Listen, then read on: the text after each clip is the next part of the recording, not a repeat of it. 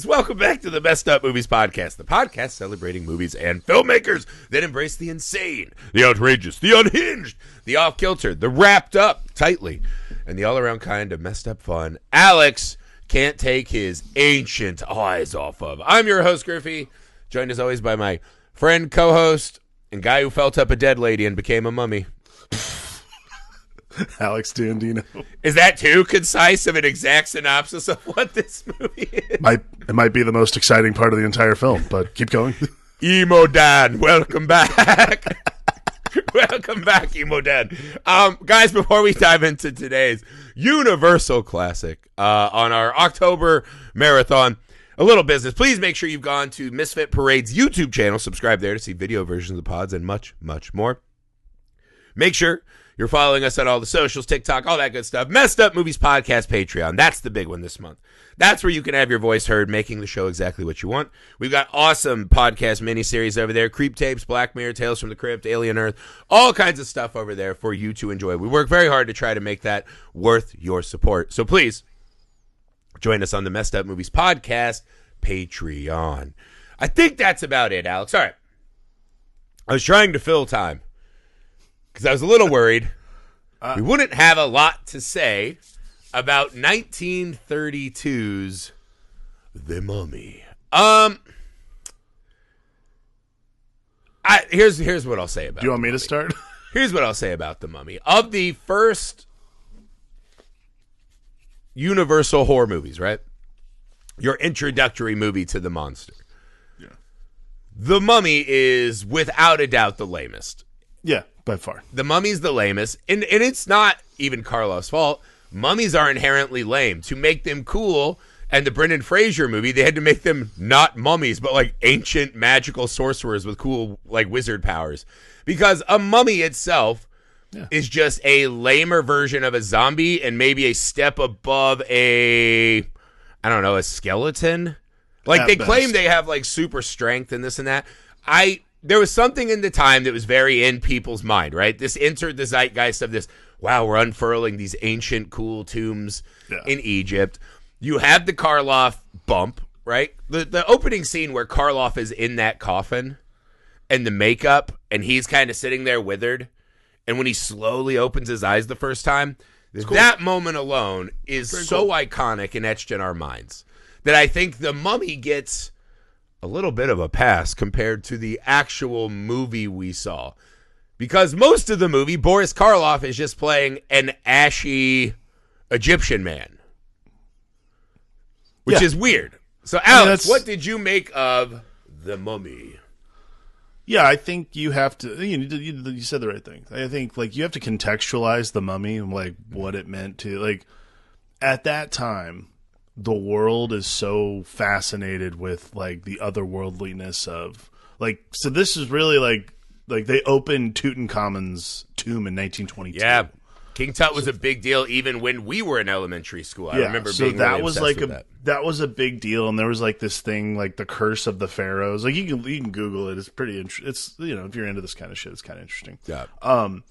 It also, I didn't know this. This is also the bones of this is from another movie called Cagliostro, which is another Karloff flick, which I thought was interesting. I didn't really understand them. Like, I don't see this, okay, cool, whatever, it's fine. It is odd, 'cause I feel like if there's anything this movie needed desperately, it was bones. Yeah, I mean, look, if you're interested in archaeology and, ancient dudes who are super into dead ladies, then, man, this is your fucking flick, I think that... But not even. It's like going to a third grade elementary school hallway where they've done an Egypt project. Yeah, so you see some flares of Egypt, and you're like, that seems interesting. Yeah. And then nothing else just in the movie is interesting at all. Yeah, it's not very... It's not... it's not fun. How about I put it this way? This is that's a great way to put it. It's not fun. I think our generation, this is the least fun Universal movie I've ever seen. Our generation too is so spoiled by that fucking Brendan Fraser movie. The Brendan Fraser movie, that movie ruined is fucking every dope, other dude. stupid mummy movie that's ever existed. It is because so that movie. cool. Oh my god, that was Pirates of the Caribbean before Pirates of the Caribbean. Absolutely, and it was just the most fun you've ever had sitting in a movie. Henry discovered these this year, and we have to watch. We've been watching them, and I'm like, God, dude, that first Mummy movie kicks so much ass. So and good. then we watched this, and I was just like, oh God, this is so like. Well, this takes out like the face in the sandstorm. This takes out the yelling. This takes out the carriage. This one takes that, and it's like, but what if the entire movie moved at the shambling pace of Karloff in that first scene? You're like, I think that's a terrible choice. If I had a time machine, I would go back and save you. What if we add a dose of racism while we're at it, and I don't know, whatever else you can think of? You're like, all right. Yeah. So the guy, we'll get to that in a minute. We will. Again, it's a movie of its time. It's not fair to go back and so punish these simpler people. It's not a punishment, purely an observance. And to be fair, that's not even the thing that makes you hate the movie. By the time the racism happens, you'll be well asleep. That's the trick. Okay, so, yeah. Actually, but on this show, we don't want to shit on the movie all the time. No. I have to confess this. This is the only thing I will say. I did have to rewatch The Mummy. I fell asleep in the middle of this one. Yes. But 1000%. Let's try to lay out some things The Mummy did well, right? And I think the first thing is Karloff as the Mummy. Great. Is one of my favorite horror movie images. That shot is pretty sweet. Oh, it's incredible. It's really menacing. It's really incredible. menacing. The way they hold, the slow pace, it's great. I think then only to be undercut. The idea that the mummy just all of a sudden comes back to life, right? And then he shambles down the street, gets himself a fucking moo and a fez, has a really like baller fucking apartment. Yeah. Because he can do hypnotizing eyes, which one of the effects of early Universal that did not work. The hypnotizing yellow eye thing, it's so bad. It does not hold up at all. But again, I thought the idea of the mummy coming back to life and chasing this woman, while engaging and seems to be the prevailing, like if you make a mummy movie, that's what it is. It's either kill the whites or I gotta love. It's the I traveled across an ocean of time because I loved you, right? The problem is that him being in that moo, you took away the best thing in the movie. Karloff is just the guy who needs like some fucking he just needs ointments. Moisturizer. He needs moisturizer. Yeah, that guy needs a fucking sauna and a fucking swim. Yeah. It doesn't add much, right? And I think I wanted your opinion on this because I think some people would say it was Karloff getting to actually act in a way that he didn't in Frankenstein, but I don't. He's very good in the picture, right? We'll call it a picture to be classy. He's very good in the picture. I didn't like the choice. Well, I thought he was quite the whippersnapper on stage there. No, I just wanted the mummy to be the mummy and then have your people's story around it. Yeah, I think that's again. I hate that I keep bringing this up, but like this is like that. Arnold Vosloo, the guy who does Imhotep in the remake in the 99 version or whatever it is, like. Also, they gave him the sex appeal. Like, he's, like, walking around shirtless a lot of the time and, like, the flashbacks and shit. So you're like, okay, cool. Out, yeah. Yeah, the whole moo Fez thing, he's been living amongst society for 10 years. Like, so that mummy's just, like, chilling. He's just he's like, it is time to go get a coffee and cappuccino. Oh, I'm awake now. What are you doing? I've been sleeping for 6,000 years. Like, well, I'm awake now. I guess I'll just assimilate into society. I'm like, bro, you are the undead. You could do whatever you want. That's commute today was killer. It's like, what are you doing? Also, like, you didn't try to fix your fucked up face at all. You weren't reading like spells of fucking moisturization. Like, what are you doing? This is a really fascinating thing. Okay, so we've watched, obviously because Henry now watched like 4 mummy movies this week, including this one and the 59 one for Hammer. I realized the common theme in mummy movies is like, dude, this guy just wakes up and wants to get bangs. That's all. Like, he's like, God damn it, I just want to beat cheeks. Guess what? Every day you wake up with a heart on. That's because that's what we want. That's what nature wants, right? You can say it's a pee boner, but it's also just a boner. And sometimes racing against both of those is very fun. Neither here nor there. What I'm saying is even the this undead guy. So he clap. wakes up, right? He goes and gets his fez and mumu. He comes back. He grabs a little artifact and he hands it to the guy. And he's like, "Hey, I know your son just died, but here is an artifact of this princess's tomb." The guy's like, "Sick, let's go check it out." They find one stair. Yeah. And they're like, "All right, it's time for old-timey slow digging." And Emotep just goes, "Oh, fuck." Like, now I have to wait so long for these guys with fucking wicker baskets and shovels to get her out. Then they got to put her in the museum. Then I got to wait for the gala. It's like, this is... Oh, fuck. I guess patience isn't hard for someone who is like 3,000 years displaced, but he's just like, fuck. 3,000 years old, but also willing to spend another 10 years as just like a normal human. There's like a patience to that, because I was like, is he just like fucking De Niro in Cape Fear in his room just like doing curls? And he's like, fuck, as his skin like flakes off. Counselor. He's just watching his water iPad and he's like, like, what is this guy doing? I will binge my life.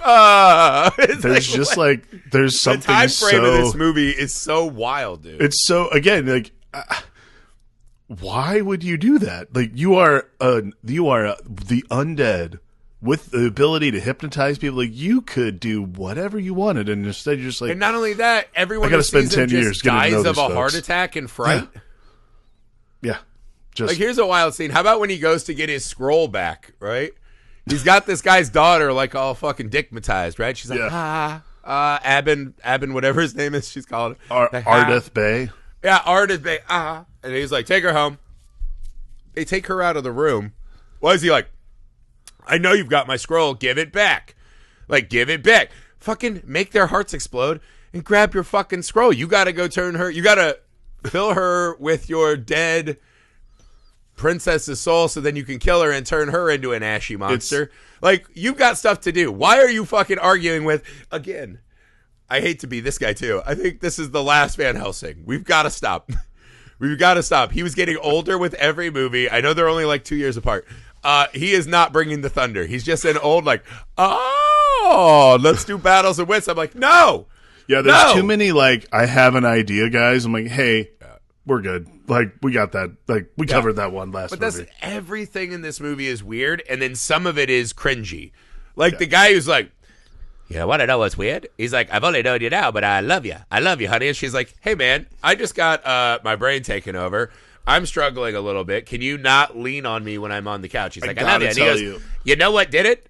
He said, when I started unwrapping that princess, I got to say, I think I fell in love with her. And I was like, whoa. Wow.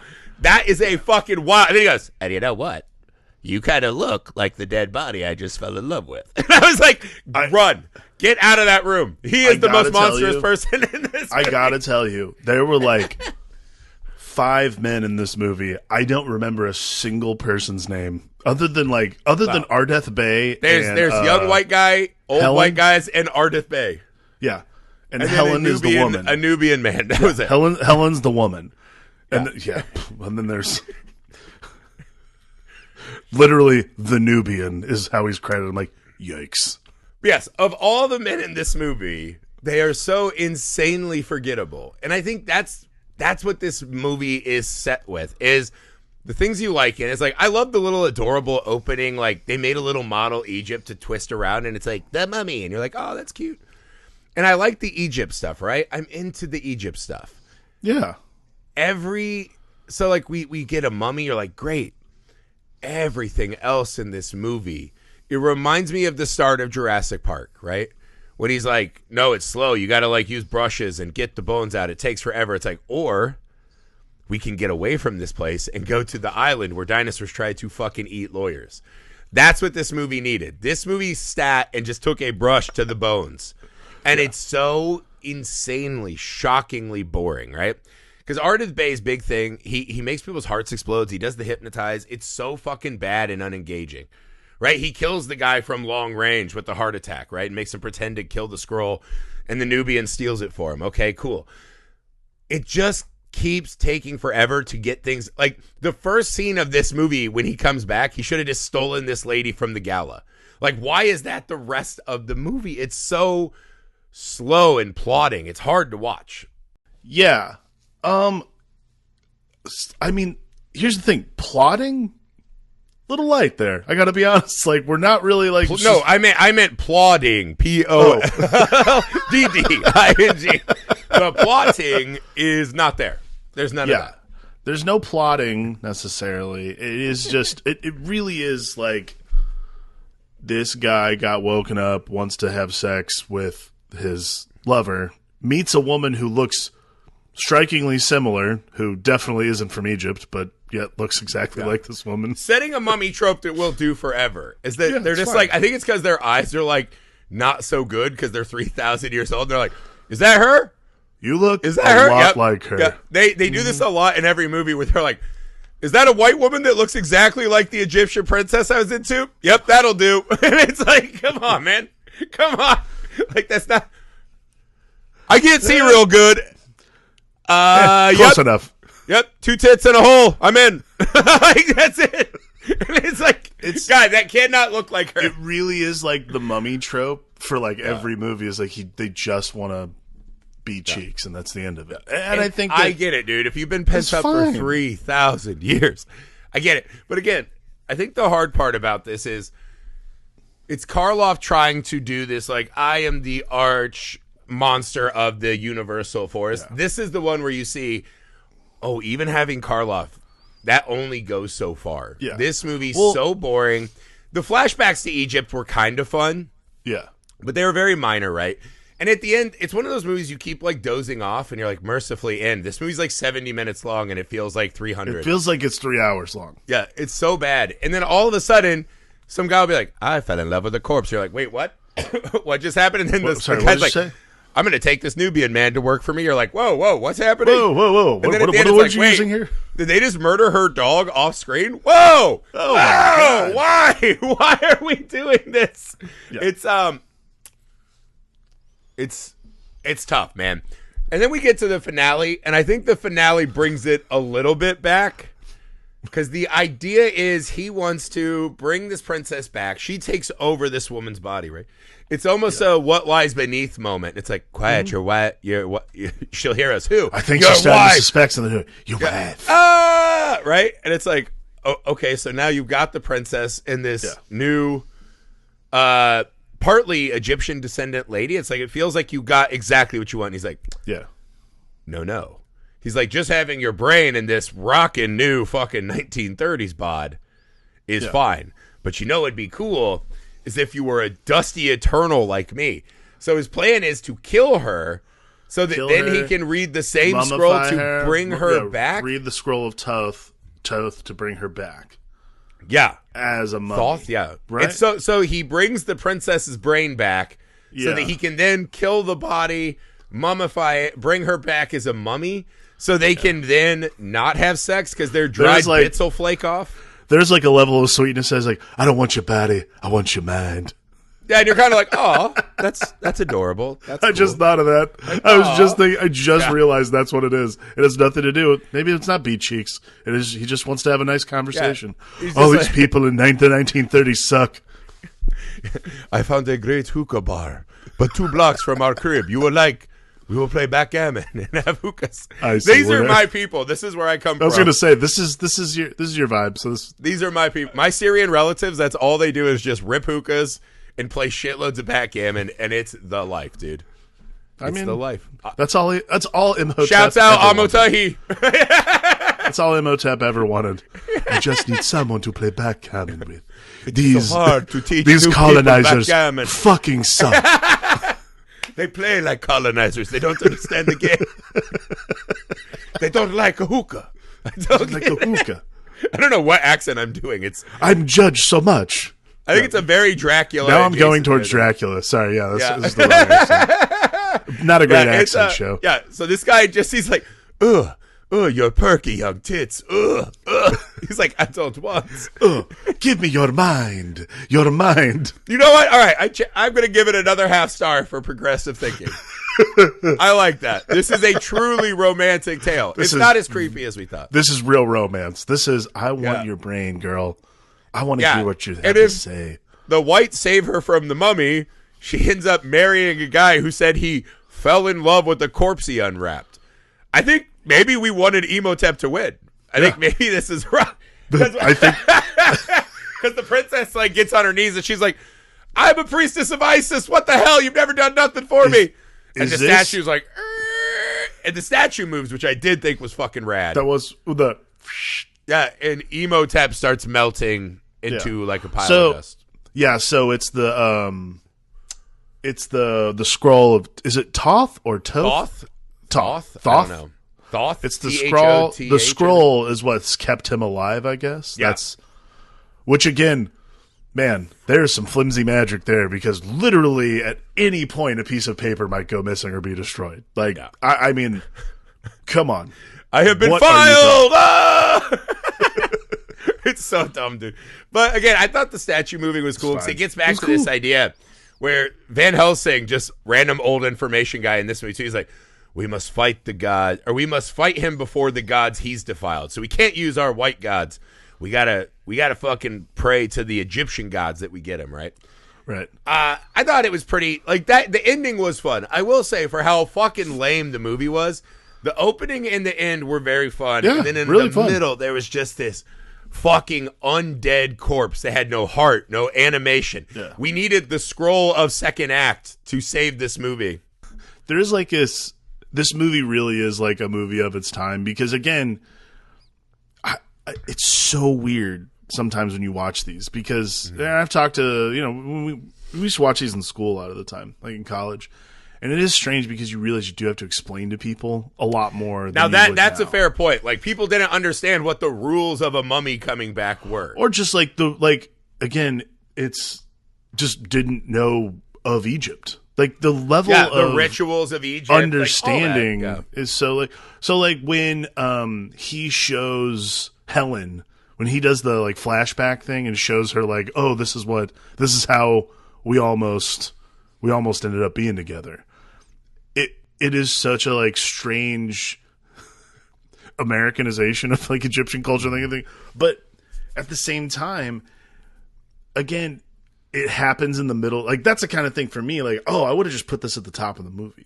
Like, rather than there being like rather than being, whatever the explanation was at the very beginning in writing on the screen, that's like the thing you put at the top of the flick, just like they did in the original. Like, again, it's just a matter of flavor. But there is like a pacing to it that I do think, because we don't know that history until much later in the movie, it does kind of take the piss out of the 70% of the movie as it moves. Like, there is just like something missing because we do not understand motivation for a lot of it. Well, we also start with this, like, your assistant went mad when he saw this, and like, we don't go back to him. Yeah. He doesn't matter. We don't see the mummy kill anyone, right? No. He like kills him with like brainwaves and shit. It's just, it's just lame. Like, this is Universal's first like big like, oh, but that's the thing. People didn't think so. If you go to IMDb, it's still a 7 out of 10. I think people really like this. I remember liking this. My old IMDb rating was a 6 out of 10. I watched it today and I was like, man, that is such nostalgia I have for Karloff as that mummy, right? Every star in this movie goes to Karloff. Because it's not shot interestingly to me. The acting is not particularly good. The script is not interesting. It's just, I love Karloff so much that you kind of let him do whatever the fuck he wants. Well, but the movie itself is pretty hollow. All right, Alex. Yeah. Before we get out of here, what's the most messed up moment in the 1932 The Mummy? That is tough. I mean, like, there aren't a lot.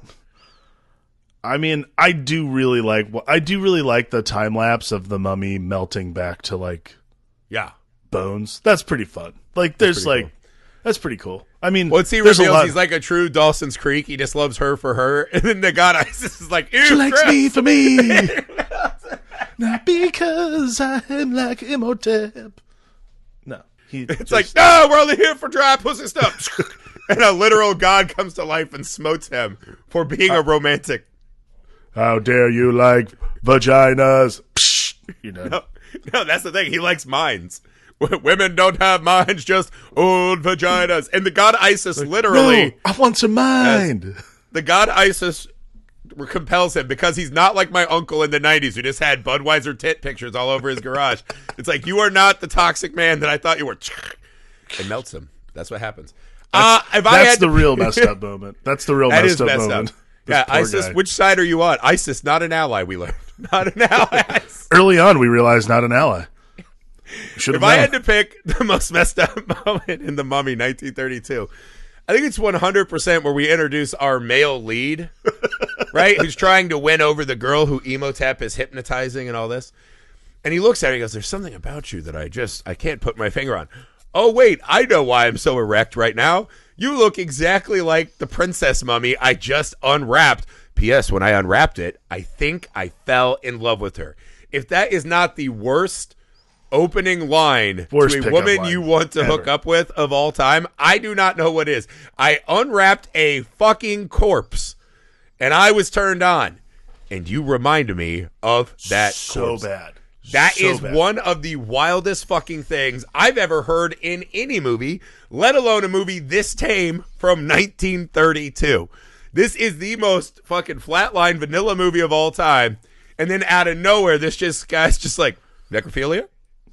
I like deads. Ew. Yeah. You know what? I like it when a girl doesn't move. And you're like, oh, no, God, no. What have you done? Oh, no, the first Ed Gein. Great. Oh, God. You ruined it. You ruined it. We could have fallen in love because that's all it took. You ruined it. That's it for the mummy. Let's mercifully put him back in his tomb. At least we'll have that image. We'll have that opening scene for all time. And we'll have that opening scene. We'll have that Karloff stare in the knowledge. I mean, this is like a 2 out of 5 simply because Karloff is iconic. That's it. Karloff is the man. Right. Tomorrow we'll be back with the Hammer horror version of The Mummy. I also think this is interesting. This is the Universal movie that they kind of tackled that I think Hammer kicks the shit out of Universal in. Yeah, there's something really there's something really primordial. There's something a little more primordial about the Hammer horror one that I like a lot. I'll get to it when we talk about it. We'll see you tomorrow for that. Make sure you go to the Messed Up Movies Podcast Patreon. Make sure you subscribe on YouTube. That would mean the world to us. We'll see you tomorrow. Bye.